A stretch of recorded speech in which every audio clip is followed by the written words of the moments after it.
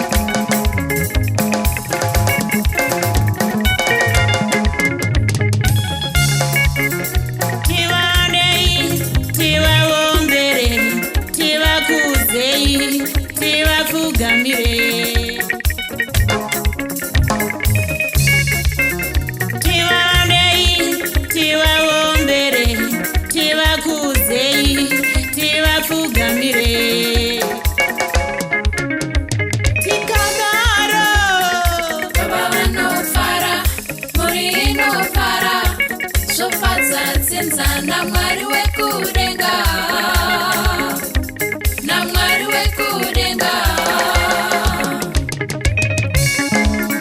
endai kuvakorinde musidziswe kunemi mwari variko kumusoro kudenga ndakamirira varandakadzi vamakasika pasi rino baba